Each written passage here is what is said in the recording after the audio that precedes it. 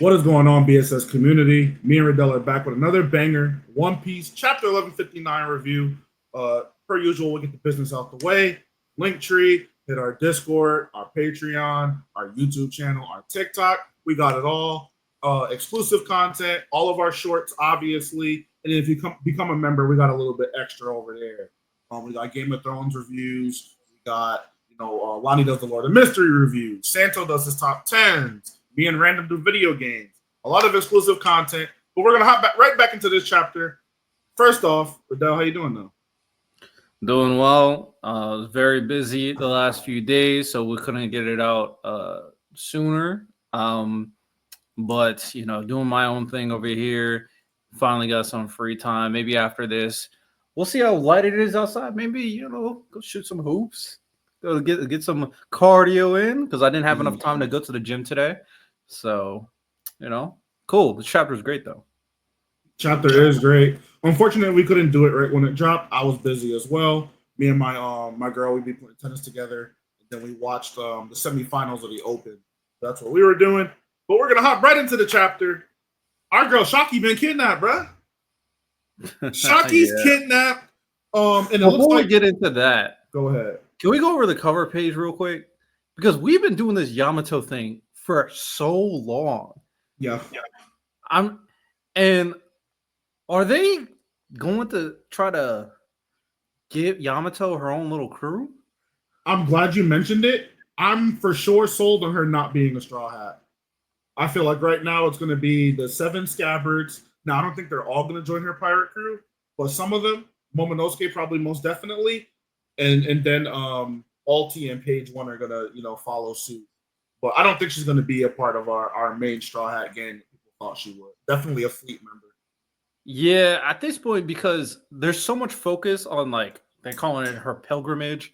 It's obvious that Oda wants to keep her as her own separate character, go through her own goals, and maybe we will finally get because yes, we're getting some stuff about Kaido in this backstory, but we still don't really understand why Kaido is the way he is, and maybe we're going to get that through Yamato. Yeah, I think that'd be pretty good to see. And she's also kind of atoning for Kaido's sins, being that she's the daughter. So I like it. I think other than Enel's, this is probably one of the better cover stories as far as lore, seeing a character develop, just getting a whole bunch of new content. Other characters too. We got Who's Who, Page One, Alti, Ryuma basically with the sword, Gecko Moria. We're getting a lot of lore kind of from her backstory alone. So pretty good stuff. All right, shout out Yamato. Just want to give her some love because we've been on her story for a minute. So long time. Shout out. Oda wants us to care about her. I respect it. Back to the Shocky stuff. Yeah, she could. Hey man, we've been okay. So for the weeks ago, when we had the conversation about her being the treasure, you brought this up. We saw the spoilers. We were all very upset. Then they started building everything. So the whole idea of her being the treasure ended up being correct. Now, do we think they built it up well? Despite it, us having issues beginning at the start, you don't think so? No. So I think they cleaned it up by not making it as of a love triangle-y type of situation, right? They introduced Roxy as his own love interest, obviously. It's kind of just isolated to kind of Roger and Rayleigh for the most part fiending over her. But if you look at everybody else, they're all thirsty over her. Literally, what I said was going to happen basically is damn near happening. I was getting a lot of flack for it. Oh, Oda wouldn't do this. You're wrong. You're botting out. This is. I don't know why. It is what it is. She's the sex symbol of the world. They're using her to bring everybody out. Now, everybody's not going there. So, Garp is only going because of Roger. Rox is going because of his family, which we'll see later in the chapter. But I pointed it out one for one, and I think it's horrible. I still think it's bad. What do you think? I'm willing to be okay with it. I do think I'm still not the biggest fan, but I'm trying to also think because of everything else that's going on in relation that's very similar, women being involved, because we got Garland's woman, we got Rox's woman, then we got Rayleigh's woman, and then the aspect of like all these people and how they're treating people like objects. I do think it works for how they're kind of telling this narrative. Would it have been my preference? No. And I feel like the only way for me to be like, okay, I'm here, is one theory I have is that I actually already mentioned it, but I'm kind of really buying into the idea that Boa is the daughter of Shaki. And if Boa, like Shaki's already basically taken, and we know Boa was in the hands of the Celestial Dragons, wouldn't it make sense that Boa was born, the Celestial Dragons took her, and Shaki and Rayleigh, I mean, they couldn't get her back from the Celestial Dragons. So all of that, all of this crazy shit that's happening, all of it happened in God Valley because, and then Boa obviously being a very important. I think this could potentially raise the stock of Boa's character as well, depending on how everything plays out. You're hinging off of ooh, because to kind of add to what you're saying with the whole Celestial Dragon thing. I don't know if you caught this one from this chapter. I think the bride that Garland is talking about that we're going to get to is Shaki. Like, I think I agree. No love triangles. I don't care if it's because of Boa. I don't care if it boosts Rayleigh. I don't care if it boosts Shaki. This is whack as fuck. And it's not like we've gotten no inclination that even the Celestial Dragons were fawning and fiending over her. No inclination. None. Now all of a sudden, this is what Garland wants. He got another woman pregnant, but this is what he really wants. I just don't understand. Some stuff is just not tying together at all. It's just I agree that he wants Shaki, but I also think. Well, okay, let's go through the chapter. Let's go through it. I do think, because I'm with you. Like, I feel like we've been on the same page. Like, I do not like the love triangle stuff. Don't like the simping stuff. Never have. But I'm going to see how it plays out. And if it's as simple as they're just simps, not going to fuck with it. But I will be able, at the very least, there's so many other branching plot points that it can still make a good arc. But we'll see. We'll see. So, so Shaki was kidnapped. And it was done so. I don't think Garland went and did it himself, but they were very capable men. They were able to take down Don Marlin and a couple of, I guess, people that were stationed with him without pretty much leaving a trace of the incident. They got in, got out. There was pretty much no evidence. Everybody was beaten up. Shaki was gone. And then pretty much everybody's just kind of distraught. Rox, Gloriosa's crying. Wenji, he's looking happy for some reason. I don't know if he got paid off. Oh, he for sure got paid off. He for sure told them where to find her, and he got paid. Because in one of the future panels, you literally see him. Oh, she's still alive, and he was shook. Like, oh shit! Oh, they're gonna tell him, so he's cooked. So yeah, Wenji paid him off, and then Rox and Whitebeard are doing Rox and Whitebeard stuff, just brooding, angry, things like that. We pan over to Roger. Roger was waiting for something to happen so that he can launch into action. And basically, wind of Shaki getting kidnapped has now spread across to him, as well as all over the sea. And we're going to find out why, because my boy's in the chapter. But the news is basically getting widespread. Everybody's mobilizing. Roger Cruz going next. We get to see Rayleigh kind of show some emotion, lamenting, looking at her in the newspaper, finally getting his side of the story. We cut over to God Valley. We got Garland talking to his woman, his baby moms, if you will. And, she sees him. She's very elated. Her idea is, they kind of shack up, live together, raise their children together. And then Garland, he's basically like, yeah, if we were to, shack up together, it most certainly wouldn't be here. And he's like, besides, I've already secured a wife. And if I win this next tournament, I'll get to have her. And then he outright just kills her. No mercy, right in front of the kids. I'll show it. He just stabs her instantly. Ruthless, cold-blooded. and then immediately gets into mission mode. Let's begin the preparations. How do we feel about Garland being a fucking scumbag, Reda? Um, hey man, evil. This dude's evil, and I mean, I guess I can't be surprised. He's an elder, seems like it, and it does make the dynamic between him, Shanks, and Shamrock very interesting, and especially Shamrock, because I feel like we discussed the possibility: would Shamrock turn on and help the other side? Would he turn good?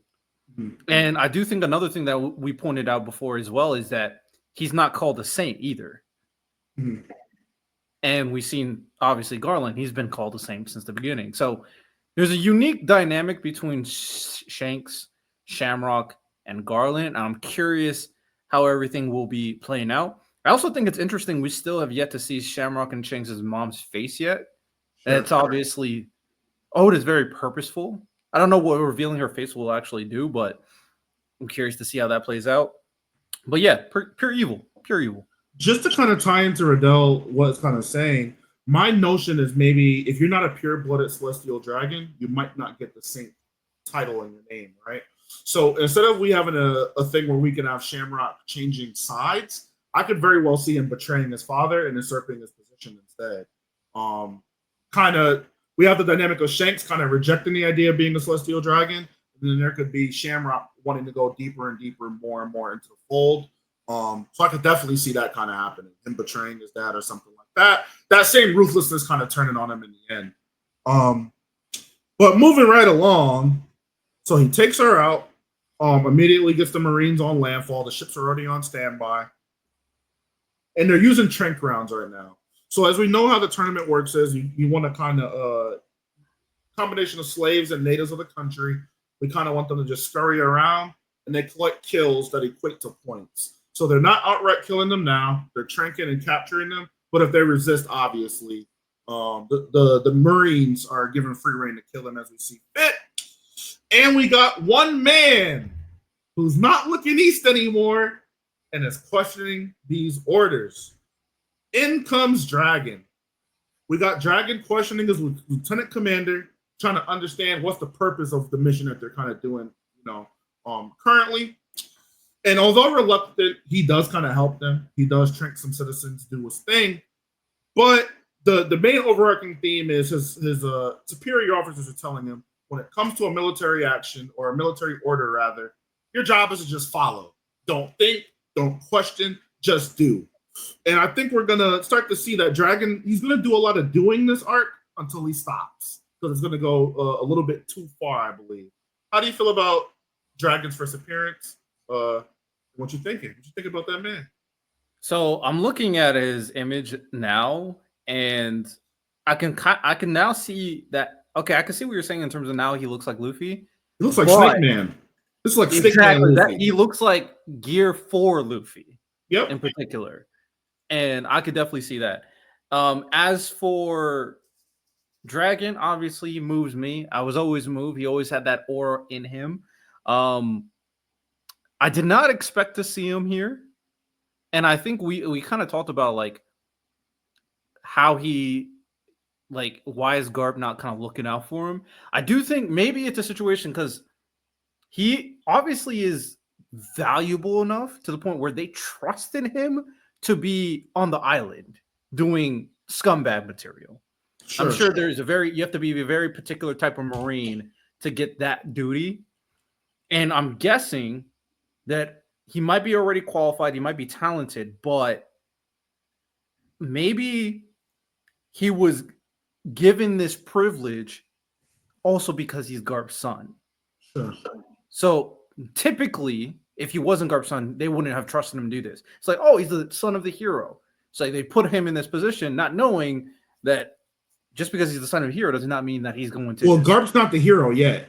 Oh, the son of like Garp in general. Like Garp is still like, what is it, Vice Admiral right now? Vice Admiral. Yeah, something like that, yeah.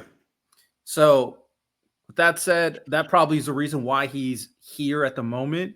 and why he's probably the only soldier there that's willing to talk back is because he has a little nepo baby in him. Little chip on his shoulder. Yeah. So, sure. All right, I'm cool with that. Cool with Dragon. He has a moral compass. We've seen him. This is one of the most like personality we've seen from him pretty much ever at this point. And I'm locked in. I'm locked in. I'm wondering if we might get a Kainu this arc. You know, obviously I'm a Glazer, that's my boy. But they're rivals too. So I'm assuming they kind of experienced similar things. And we know about the time that when Dragon left, he was like a rear admiral or a vice admiral. So he was way further along than what we see here. So this might not be the thing that made the kettle kind of boil over, but you know, one of the stepping stones to get in there.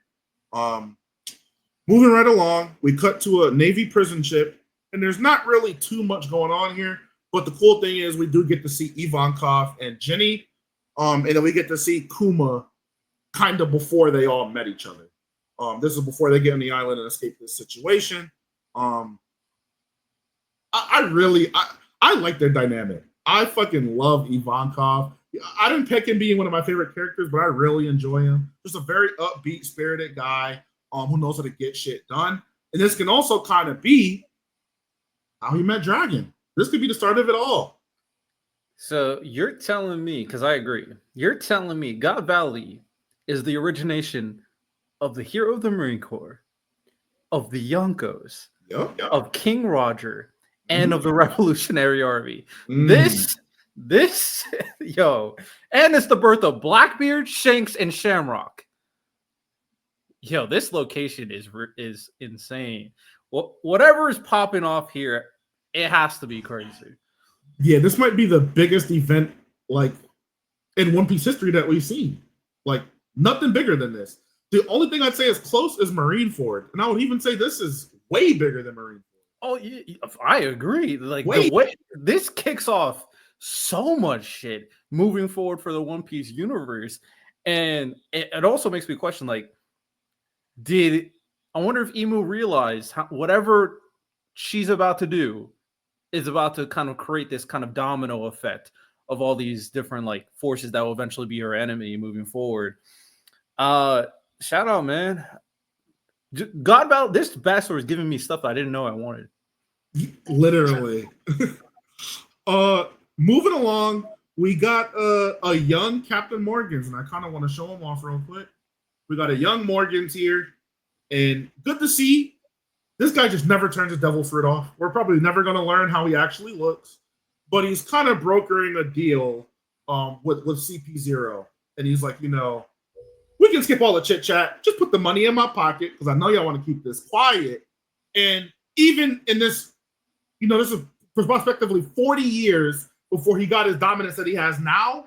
He's still getting intel that nobody else knows how he's getting. They need to recruit this guy. He needs to be in CP0. Is Morgan's the best intelligence gatherer we've seen in anime? Yeah, and I just don't understand how he's getting this information. I don't get his like he is such a mystery. Like he is such an important character, and he's not fighting for any. I don't know what his goal is either. He just gets information. And then he says, I'm going to leak this stuff anyway. So that's how everybody found out Shaki's still alive. And nobody stops him. Like, nobody tells him, hey, stop doing it. No, he just keeps doing it. It's like the Cypher Pool agent is like, you know, this is just supposed to be some local kid. So that's probably why they don't want to take action. But it's clear he knows everything. Like, he's like the Varus the Spider, the Peter Baelish of One Piece. He's a knower. He just knows everything. And like you said, he's the one that's responsible for, you know, Roger finding out, Garp finding out. I don't know how he's able to intercept Marine transmission, but he got it. He let the whole world know. It's all over the paper. And that we kind of pan away from him. And then we get we get word to Pirate Island that Shaki is indeed alive. And then we got Wang Ji with the shit-eating face. Can we trust this source? Are we sure? You know, he's kind of he's sure. He's afraid that his involvement might get leaked, which I wouldn't be surprised if Morgans knew. But everybody's pretty much mobilizing. We got the pirates kind of talking about how the government is in turmoil. We got Shiki, he's kind of getting mad. And then we're kind of seeing in real time. Some of our characters kind of understand that these Celestial Dragon tournaments are actually a real thing, right? So Whitebeard kind of noticed it as a rumor, but it's kind of confirmed this is an actual thing. And they're pretty much on board with crashing this party. They're not afraid at all. Kaido's in it for the devil fruit, which we know that he does indeed get. Big Mom's in it trying to get her kids a fruit. I'm wondering, maybe Katakuri got his fruit here, maybe Oven, maybe Parasparrow. I'm sure one of them walked up. Pudding's a big one. Maybe Pudding, but she's way later. She wasn't even born yet, so maybe she just held on to it. Either way, I'm sure one of her kids got a fruit from this ordeal. And then we got Rocks. He's like, yo, sorry, I was getting a phone call. Then we got Rocks. He's ready to move. If you're scared, stay home. Everybody else is pretty much ready to go. And then we also got Roger and his crew mobilizing. He asked Gabon where God Valley is. So I'm assuming Gabon is probably their navigator of the ship. That's just my inkling. That would make sense. Where it's at. And everybody pretty much is on board. We got Rayleigh. He's hyped. He's geared up. Everybody's ready to go. And then we got so many names. Roger's trying to dick ride Rocks. You know what I'm saying? And Garp is trying to dick ride Roger. So we got the triple dick ride fest. They're all going. Garp is like, listen, you should have told me that from the get-go. Don't tell me anything else except Roger. We got these 3 Titans getting ready to come to a head, but the Titan of all Titans pulls up. We get our boy King Harold, Demon Harold himself. Before we get into that, go ahead. This looking at this again, it's actually insane because they even emphasize it. Small leak. Bro, Morgan might be like top 3 most important characters in One Piece. Because the information he gives out and the way he controls the narrative in the One Piece world is actually ridiculous. Yeah. Whatever his reveal is, like, has to be insane. He has to move mountains in terms of like who this character really is.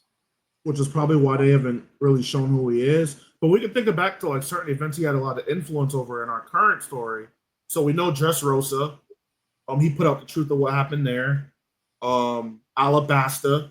He put out what happened in Alabasta. And then other than that, pretty much any major event that happens, he's letting people know. The moment Luffy beat Kaido, it was in the paper. The moment it happened. Not a day later, not a week later. The moment it happened, put it in the paper. He just knows everything. Do we think he's related to Emu somehow? And everything he's doing is to eventually get someone to take out Emu. That would be good writing. That would be really good writing if it turned out in the end and we just see him turn his fruit off and he's like, I did it all for the betterment of the world, or just a short snippet. It doesn't even have to be detailed. And then it tells us his real name and everything. I'd be very content with that because he's influenced so much. He doesn't need a story. Nah, for real. Yeah, I can't wait to see who Morgan really is. I do think that's such an interesting question, but this Harold and the Rocks conversation, man, that's revealed a lot. So we got, Harold using his knowledge of the obsession that all the men have with Shaki. He pretty much knew where he could intercept Rocks at. And his idea was to kind of take out Rocks or threaten Rocks that, I could take you guys out here and I got a government ship watching that can, do what it do. Basically, my delusions aren't delusions anymore. It could be a reality right here if you willed it. To which, Rocks shit talked him. You may be king of the overgrown brutes, as he put it, but Rocks pretty much doesn't give a fuck. He just sees Harold as a lapdog. But instead of having a direct conflict, to my surprise, actually, Rocks does initiate a conversation, a one-on-one talk between him and Harold.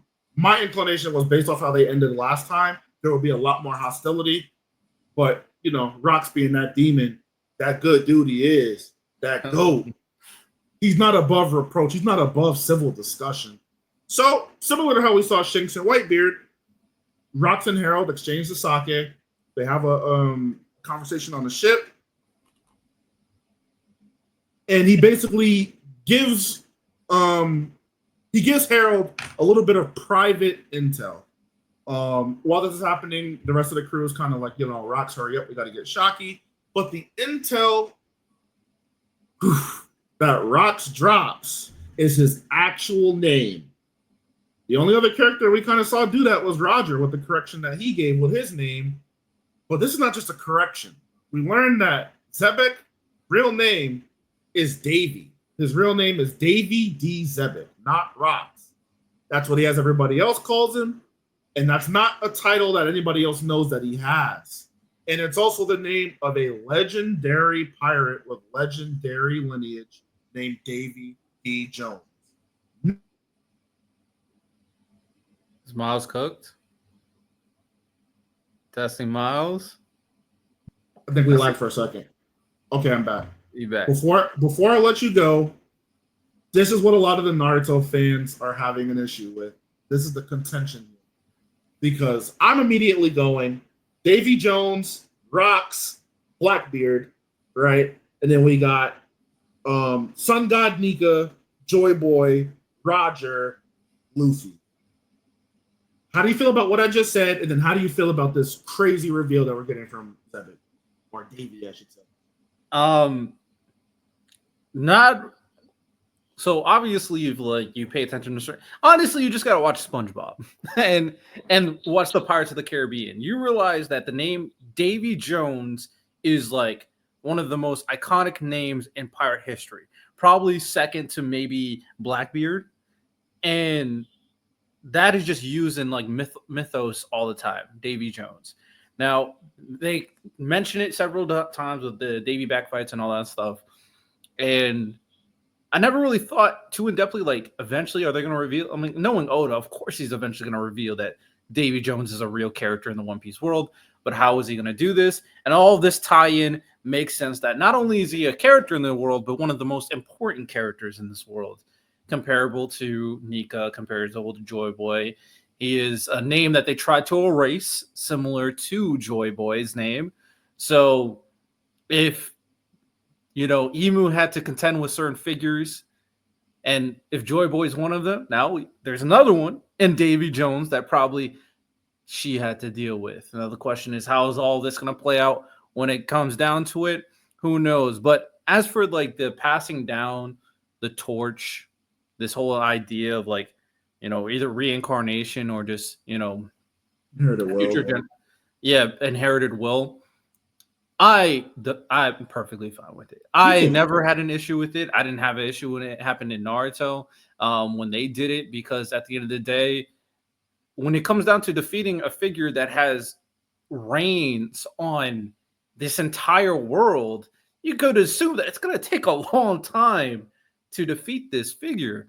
And you would need to know history. You would need to know who they are. You would need to know all of this and learn from it to eventually be able to dethrone it. And I think that is a perfectly fine thing. Like even in Attack on Titan, like they knowing everything about the history of Ymir and all of this stuff was very important for them to find the answer to eventually defeat it with Mikasa, of course, with that whole situation. So you got stuff going on in your background? Yeah. Miles got crazy stuff going on. I'm perfectly okay with it. I think the lore drop is fire. I think Rox's stock is obviously going up. He is becoming the golden goose of One Piece. And there is two. I thought of this, Miles. I don't know how you feel about this. So Rox is an individual who used the Davy back fights to get his crew, right? Sure. And how does he know about it? Well, because he's part of the Davy clan, right? There's another character in One Piece that uses the Davy back fights. do we think Foxy No. and Rocks are related? No. How confident are you with that? 100%. I don't know, bro. He's the only other one that knew about the Davy back or used him. I don't know about knew, but used him. He could be related to Rocks. Listen, man. Foxy knows something, man, but I don't know if he knows all that, man. I'd be shocked if Foxy knew all that. Foxy D. Jones. I'm out. I'd be out. I'm out. Let's go home. But yeah, this is fire.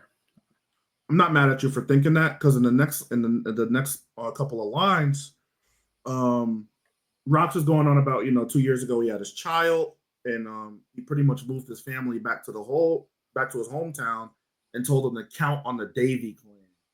Now that's kind of making me thinking there might just be more than just him at God Valley, and that could tie into kind of what the discovery is. Maybe Garland had a child with a Davy clan member. Get what I'm saying? Maybe that's why they don't want to show us the face because she might look like Blackbeard and Rocks. Just look like. Listen, we're not judging who people love, man. We're not. Hey, I can't even imagine that. Hey, Garland might have had a couple of drinks. He might have had some cut waters, man, and she looked like a 10. You never know. But just to tie on to what you're saying, that could very well be why she's not showing the face. To me, their signature is kind of their nose. Blackbeard and Rocks have that. Other than their eyes, they have a very similar nose. So it could very well be something as simple as that. But I think there might be more of them scattered around. Now I kind of want to look at Foxy. Not about to look at Foxy's nose, but hey, that would also have to mean that Shanks is Davy, and so is Shamrock, and that would also mean they're also D Clan members. Yep. And there's a reason why we never really learned what Shanks' name is and all that stuff. I'm not gonna lie. The nose looks similar. I already remember what his nose looks like. Foxy's ugly. He has the nose, though. He has the nose. Hey, man. We said it here first. So, Foxy is a Davy member. Foxy could be a Davy clan member. He honestly could. Now, I'm not sure if that would all make them D's. It probably would. But wow. Wow, Foxy. And we finally got, wow. I know, it's so crazy. Wow. We finally got a official clan attached to Blackbeard. And I think that's very important because we always talked about Blackbeard is probably a part of a D clan member that separated themselves from the rest of the D clan. Mm-hmm. We just didn't know anything about who that would be. And I think now we do. It's the Davy clan. There's a reason why they're even called the Davy clan. They obviously separated from the D clan for some reason. So that is going to be interesting. But it also makes the Shanks part even crazier because he's a celestial dragon and he's a potentially a Davy. And if that is true, then he's a D clan member and he's obviously a celestial. And we got to really look at Shanks like Blackbeard's trying to do something to change the world. Shanks is trying to do something to change the world. I wonder if they came to similar conclusions on based off whatever's happening on God Valley on how to change everything.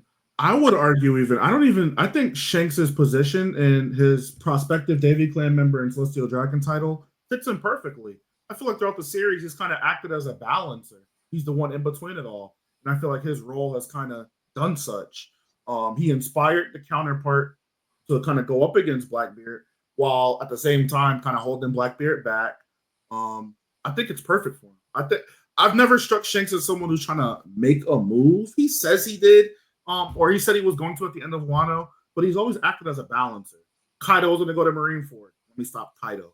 The Marines are going to do more and more damage at Marineford. Let me stop the Marines. Let me go after Blackbeard. Let me inspire Luffy. It seems like he's clearly doing a lot to just keep things at an even keel so that person could take that next step. So I think narratively it at least makes sense. I just think that's cool. I think Shanks is dope as hell. I'm just more excited for Shamrock. We need to get more of them now because what's what's his plan is. You're a Davy Clan member too, so or prospectively. So what's your plan? What's your ambition? Because right now it doesn't seem like he has any. He's just following orders. Or he might take that whole ideal to the extreme, where it's like Shanks is more balanced. Blackbeard is taking it to the extreme as well for the pirate side. Maybe Shamrock would be doing the same thing, but for like the celestial side. Maybe. That Shamrock Blackbeard interaction would be very interesting to see. It would. I wonder if Blackbeard would. Well, he would obviously know because he scarred Shanks. But I'm interested to see how he'd react. Like, there's two of these motherfuckers. Fuck. Crazy good. Lord. So moving along, Rox also reveals his hometown is God Valley. That's where his family's at. So that's like the vetted interest, other than Shaki, that he has to be there. His family's there as well. And then Harold is kind of wondering, hey Rox, why are you kind of giving me all your weak points?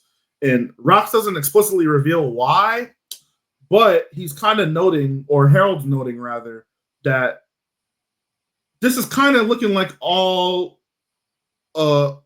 this is kind of looking like a situation where the Celestial Dragons are kind of lure Rox in. We said that last week. I was like, they're doing everything to drag him in specifically. But Rox is saying no, they just made a mistake. Like, it's just unlucky for them. But Rox also mentions he feels like his own luck is running out, and he greatly wants Harold to kind of lend him a hand.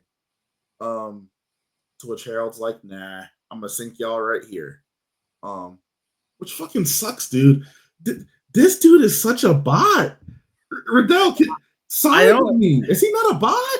No, because I do think he said that, but he gave that like meme face, meaning that he didn't mean it. Like, he didn't really want to sink Rox, but he can't. He still can't side with him, because the moment he does, obviously everything that he's built up will be gone. Sure.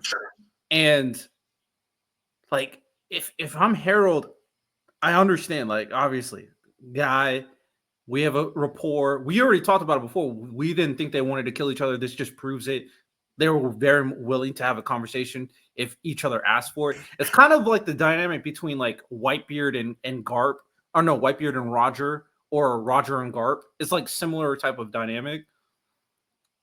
It's just like Harold doesn't think that. It's crazy to me. Harold doesn't think they can win.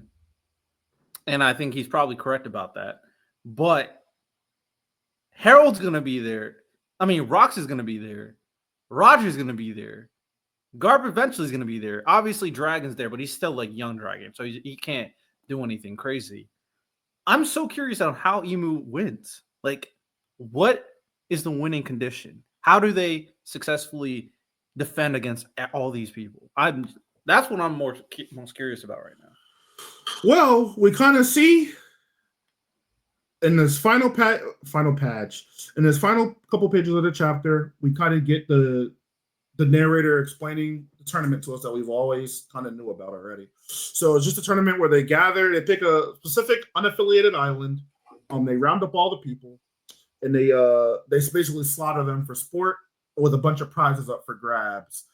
This year, up for grabs, we obviously have all the rare devil fruits, natural resources, things of that nature, and also Shakuyaku as the grand prize. And then we have all of the head honchos of the Celestial Dragons, and I guess they're top fighters of each family. So we got Summers. He's looking a lot more youthful here, but we got Summers here. We got Garland here. Obviously, we have Gunko here. And then we have a member of her clan who's basically like, yo, with you here, we should be able to win. Straight up. So kind of letting us know that Gunko's a big deal even this earlier in the series. Then we also got, and this is hurting my spirit because now it doesn't make sense. We got Dragon being tasked with saving Teach, with saving Blackbeard. And then we get the grand reveal that members of the Davy clan are the ones that are going to be up for grabs. And I don't think that's saving Teach. Why not? He's going to save Teach. I think that is Well, to be fair, also the spoiler said this, and I think they're right. I think this is saving Shamrock and Shanks. I think that's their mother because she's all bloody. She's in the corner. I think that's Shamrock and Shanks. I think that's their mother. You have to get them off the island. I think she's talking about Shamrock and Shanks. Oh, okay, yeah. Don't let him take them. Which is also interesting. That means Garland would have. I mean, that means Dragon would have to confront Garland at some point. And also, Dragon saving Shanks, and then obviously Shanks helping raise Luffy is an interesting dynamic. You said Dragon saving Shanks and then what? Dragon saving Shanks and then Shanks helping raise Luffy. Okay. I mean, I guess you owe it to that nigga though. I don't find it interesting at all. Nigga, you owe me. Let me be a deadbeat because I saved your ass. Straight up. Do we think? So, in order for this to make sense, Dragon saves Shanks and Shamrock. I'm assuming that something happens where Garland gets Shamrock back. So, Dragon and Garland, maybe that's also the future fight. Dragon versus Garland. Could be. So, Dragon lost Shamrock to Garland. He got him back. Somehow he escapes Garland. So whatever Dragon's about to do, I have a little theory. He gets his fruit here. That's what I said. That he gets his fruit here. And maybe that's the legendary fruit that they've been talking about. That's at God Valley. Is my thing. He gets his fruit here. Mm-hmm. He gets his fruit here. He saves Shanks, but then he has to meet Roger and give Shanks to Roger. Maybe. So Dragon meets Garland and Roger. And obviously that would be a great, like, Dragon has met people at that point. Yeah, now he just looks east. Salute to him. And I think the one more person he's going to meet Rox. And I think Rox could also be an inspiration on why he becomes the revolutionary, the most dangerous man in the world. Not mad at it. Because there's so much similarities between the two if you think about it. Is there? Like, Rox did everything he's doing because he wants to take down the Celestials and Emu. So I think Dragon is going to be confronted with the same stuff, but he doesn't go the pirate route. He creates the revolutionary to take down the Celestial Dragons and Emu.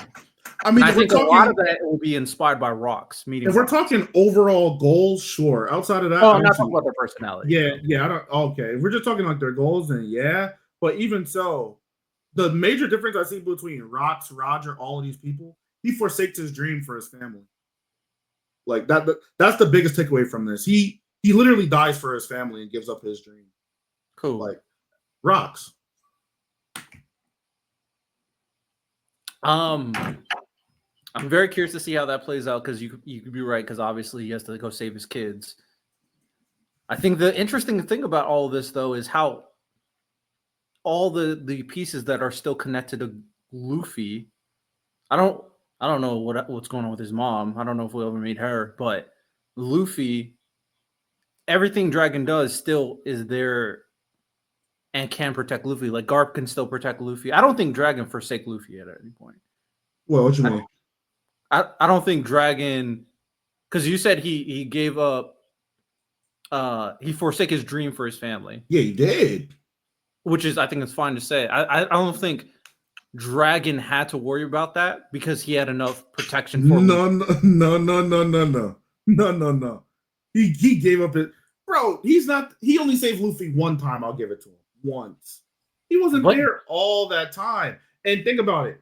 Garp was gone for a lot of that time too. It was pretty much Luffy, Ace, and Sabo kind of fending for themselves. And we know they were bad kids. They were getting wrapped up in all sorts of shit. They burnt down Great Terminal, or they got it burned down. They got captured by bandits and almost got killed. If it wasn't for Ace and Lock and Conqueror's hockey, they would have all died. Like, Dragon's a fucking scumbag. Now, granted, his dream is bigger than his kids. I feel it, but he's a dick. I disagree because I do think giving him to your father, Garp, is very viable. Whereas, like, Rocks left his kids on God Valley. To be fair, he didn't know that the Celestials would find them, Sure. but he left them on God Valley, assuming that they'll be protected. I think Dragon did the exact same thing. He left them with Garp. It's freaking Garp of all people, and then Garp would protect them. And Garp, even though he would come back and forth, Garp always knew that they were safe because obviously he left them in this island. He trusted the people there. He trusted the woman that was like raising them and babysitting them. Like, yes, they were into like rascal behavior, but they were always like safe up until like the royals started appearing, and then eventually Dragon showed up when all that happened as well. Once those people started showing up onto this island, so I think anytime where it's like, oh, Luffy really needs help, I think Dragon would be there. Ladies and gentlemen, I think, and then once Luffy was old enough to fend for himself, then at that point, like, you're a grown kid. You're a grown ladies and man. gentlemen, we got Riddell on record defending deadbeat behavior. He's on record. No, that's nasty. He's on record, ladies and gentlemen. On record. Hey, we'll see how this plays out. I do think and plus maybe even he had Shanks look after him too. Hey, Nah. we don't know. Nah. We don't know. But we'll see. I think Luffy had, at the very least, we can agree, Luffy was way more protected than Rox's kids. Sure, fine. I don't think so, but sure. Because Okay. I mean, other than the greatest event in pirate history, nothing ever happened to them. So, like, Being at God Valley, being at they were moderately safe. Even when Garland came there the first time, they were moderately safe. And then just to segue back into chapter stuff, the discovery was the D clan, the Davy clan. That was the discovery that what's this dude's name? That Garland kind of presented to them. That was the big deal. And they've been gone for 800 years. So what if Joy Boy's Davy clan? Or Davy? Rather. I don't think he would be Davy. I feel like it wouldn't work. I feel like you got to keep Joy Boy and Davy Jones separate. Why? Unless you want to argue that. You think they're going to play the trick that Joy Boy is Davy? He could. I just don't see why he couldn't be. Because I think the idea, if we're kind of going by the principle that like there's a generation that led into Luffy and a generation that led into like Blackbeard, that my assumption is Davy Jones had a more, let's just say, more black-pilled mindset on how to dealing with the royals or whatever in Emu, and then Joy Boy had a different mindset on how to deal with them. So I feel like you need those kind of fraction ideologies. So Joy Boy was Harold. Gotcha. I would say, they just handling things different, and they both failed, so it doesn't really matter. So we'll see how everything plays out. But Blackbeard is also in this chapter, and we see him and his mom, who also we don't see her face. Little kid, he's crying. It kind of goes to, there was an illustration of him as a child. It matches up perfectly. He's a little bit older in that illustration, but man, Blackbeard really had it rough. I'm just not understanding how this culminated into him being so evil. Like, to me, he's way more evil than his father. This guy's evil. So, I don't think we're gonna get any more of his upbringing from here on. I think we're gonna hop right into the God Valley after this chapter. But this is again 10 out of 10 chapter. This is pretty good. Facts. We're just getting lore after lore after lore, interactions we didn't expect, all these dynamics. This is mature piece. I'm not gonna lie, they're cooking this whole stuff with all these characters. It just like low key just feels so different from like everything we've been getting with like Luffy and the Straw Hats. All these relationships, these it's just a more mature. I've said this a while. It feels like a more mature version of One Piece. We've just been getting. We'll see how everything plays out, though. We'll see. Yeah. Anything else? Is there a break? We don't know. He didn't say break, so we might be getting something next week. Also Summers is here. I don't know if you said that. I did, yeah. How do you feel about the idea that Shaki can be pregnant with Boa? How do you feel? Well, how would you feel if Boa end up being the daughter of Shaki, really? I'm just not sure what it would add. Like, I'm not mad at it. It will be like it would be it will just give her like a tie, a familiar tie, but I'm just not sure like why or how. Like, you get what I mean? Like, it would make sense why they went back and captured her and her sisters, but she has two blood sisters, so that this person have all of them, and then we also know Boa's the youngest of the three. So I'm just not sure like when it could have happened. I don't know. I'm with the idea that she was kind of like get back, like we couldn't get Shocky, we have to get another one, and Boa was that second option. Um, but even in terms of like, I don't think her beauty is as influential as Shocky's. Um, so I'm just not sure. I feel like she's been made way more of a big deal than any more of these people. I don't even think Boa's close to her in influence. I don't think so either. I wonder if that has in part due to the fact that she was made into a warlord. I wonder if that plays into like you guys can't simp over her. She's a warlord, so technically she's the property of the government. Mm-hmm. I wonder if that is the case, and I'm very curious. I do think they're going to eventually tie into the relationship between Boa and the government from this backstory. I do think they're going to do that from all of this happening, and we'll see how this plays out, man. We'll see, but that's all I got. I got nothing else. Gunko, man. I want to know who it is with her. That's kind of who I'm curious about now. Doesn't that kind of look like Law's hat? It could be. It's a big ass hat with those celestial dragon symbols on it, but they're clearly in the same clan. Gunko's just so enigmatic. She's really interesting. Why was she chosen to be like Emu's kind of like vessel? And why is there heart symbols right next to him? I'm just assuming that's just because everybody's kind of geeked over Shocky, because it's in Summers and Garland's panels too. Fair. Do we think Shocky has Boa's fruit? Nah, because in order for Boa to have it, she'd have to be dead. Unless. Hey man, Blackbeard had to learn to take devil fruits out somehow. He did not learn that shit from Shocky. I'm not saying he learned it from Shocky. Maybe he learned it by someone taking Shocky's fruit. Maybe. I was thinking it could be more of a Davy Clan thing, but yeah, maybe. Davy Clan taking fruits. Hey man, he's supposed to be like a demon buried in the underworld, so maybe makes sense to me. But yeah, W chapter. Nothing else from me, man. Yeah, that shit was gas. Come around for our weekly One Piece reviews. Me and Riddell are pretty much always going to do this, bar emergency, where we just talk through the chapter, give our thoughts, and I hope you guys enjoyed. Let us know what you think in the comment section below. Give us a like and a subscribe if you enjoyed, and check out all of our other content. Plenty of good stuff, very entertaining. Some stuff with me and Riddell, some stuff with some of the other captains as well, some stuff with our fans over at Dojo. We appreciate y'all for coming to another video, and peace.